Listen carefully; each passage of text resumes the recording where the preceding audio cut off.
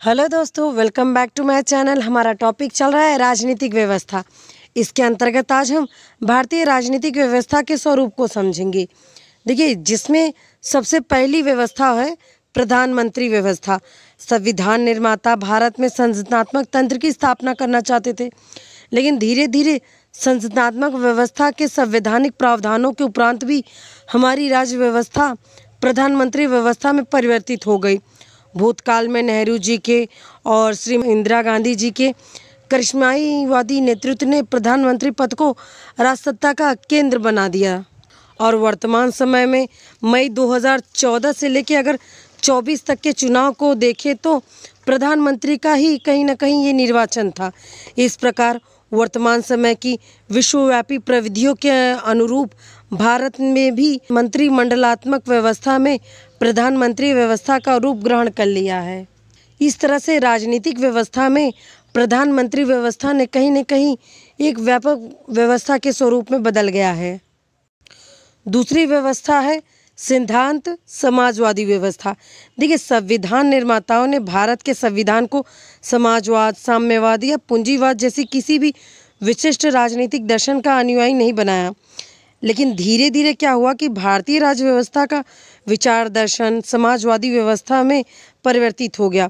आज भारत में सरकार पंचवर्षीय योजनाओं द्वारा लोकतांत्रिक समाजवादी की प्राप्ति की दिशा में आगे बढ़ रहा है।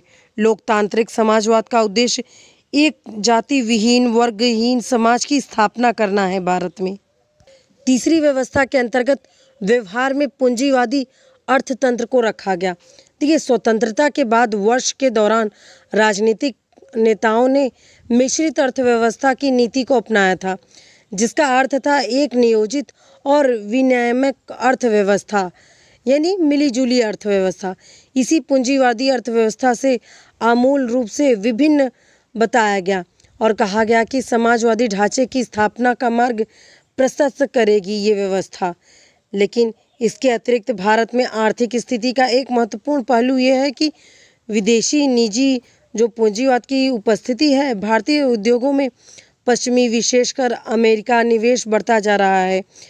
पी चट्टोपाध्याय के अनुसार भारत का अपनाए जाने वाला जो मार्ग है एक परावलंबी या फिर आप कर सकते हैं डिपेंडेंट पूंजीवादी मार्ग है। भारतीय राजनीतिक व्यवस्था का जो चौथा स्वरूप है वो है संघनात्मक व्यवस्था का एकात्मवादी स्वरूप। देखिए, केंद्र और राज्य के स्तर पर सामान्यतः एक ही दल की प्रधानता, आर्थिक नियोजन और राज्यों की तुलना में केंद्र के पास प्रविधीय साधनों की प्रचुरता आदि इनसे कहीं न कहीं संविधान द्वारा भारत में संगठनात्मक ढांचे की स्थापना हुई है। लेकिन इसका झुकाव एकात्मकता की ओर ज़्यादा रखा गया है और व्यवहारिक राजनीति के अनेक तत्वों के कारण एकात्मकता की ओर जो प्रविधि है राजनीति की वो ज़्यादा झुकी हुई है। और इस स्थिति के लिए उत्तरदायी कहीं ना कहीं पंडित नेहरू जी और श्रीमती इंदिरा गांधी जी हैं, जिनके करिश्माई नेतृत्व ने इन दोनों केंद्र और राज्य को एक मजबूती प्रदान की थी। भारतीय राजनीतिक व्यवस्था का जो पांचवा स्वरूप रखा गया है वो है धर्मनिरपेक्ष व्यवस्था। देखिए, संविधान में निरपेक्ष शब्द का कहीं उल्लेख स्पष्ट रूप से तो नहीं मिलता है, लेकिन धर्मनिरपेक्ष भारतीय राज्य व्यवस्था का मुख्य गुण बन गया। राजनीति में हिस्सा लेने का आधार धर्म नहीं है और न धर्म के आधार पर शासन में ही कोई भेदभाव किया जाता है। अल्पसंख्यक समुदाय का व्यक्ति राष्ट्र के बड़े से बड़े पद को धारण कर सकता है अपने जनमत के सहारे। तो इस तरह से धर्मनिरपेक्षता को भारतीय राजनीति व्यवस्था का स्वरूप बनाया गया है। भारतीय राजनीतिक व्यवस्था का छठा स्वरूप है एक दल की प्रधानता। भारत में ऐसी बहुदलीय पद्धति है जिसमें एक दल को बहुत अधिक प्रमुखता की स्थिति प्राप्त होती है और अन्य राजनीतिक दल की उसकी तुलना में बहुत निर्बल देखा जाता है, यानी कमज़ोर देखा जाता है। तो एक दल की प्रधानता वाली बहुदलीय पद्धति कहा जा सकता है। सातवां स्वरूप है लोकतांत्रिक और खुली राजनीतिक व्यवस्था।